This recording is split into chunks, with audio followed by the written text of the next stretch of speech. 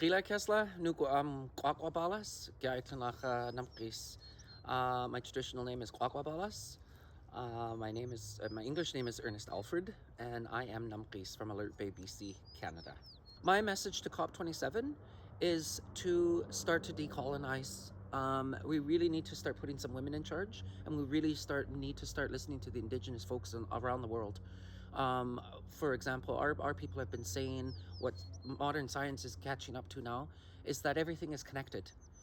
You can't cut down a side of a forest without it having a total impact on what's going on in the ocean and vice versa.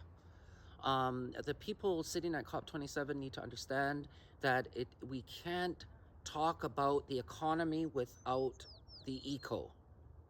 It's based on what comes from the land. It's based on what comes from the ocean, and you really can't. We really need to start changing our language around money and why money needs to rule the world. And really, you guys go sit down now, and let's hear from the children. Let's hear from the women who know what it means to care for a child, and really, go sit down and let's get to work, because there's incredible things can happen when we get out of the way and stop with the meetings and just get the job done. We know what's happening in the world is going to kill us, and it scares the crap out of me that the driving force behind all of it is the economy. And really, give your head a shake. We are not eating dollar bills.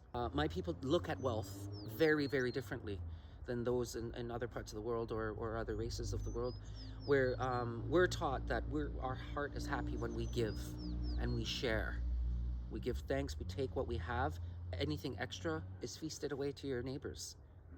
And so we measure wealth very differently. It's not about how much you've shoved in your pocket or how much you have in your bank account.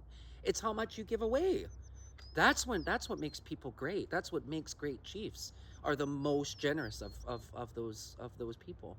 And we need to really start switching our mind around, because so far this backwards frame of mind, this backwards way of thinking, hasn't worked.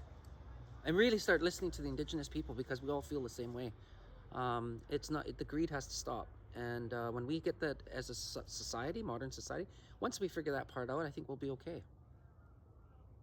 Hey, the damage that I've seen in my lifetime, and I'm not that old, but is really unmeasurable. I grew up on a fishing boat, and we were a part of a thriving fishing community here along the coast. People don't realize what a keystone species actually means. Everything falls apart if we take the salmon off the BC coast. And so I've put myself in front of very dangerous situations, trying to protect what is left of Pacific wild salmon. Now, as humans, if we just get the hell out of the way, Mother Nature will return, and that's what we're seeing now that I was very involved in the removal of the fish farms in our traditional territory. And this year, the summer of 2022 is phenomenal in our area.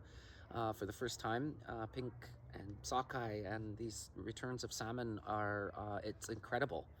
And we saw it during the pandemic of the COVID pandemic, where Mother Nature immediately started to rejuvenate and started to begin the repair process.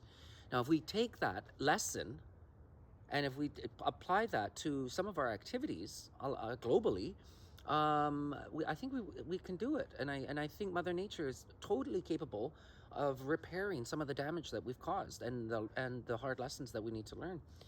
Honestly, if we just get the hell out of the way and pump the brakes a little bit, we don't need to slam into that wall.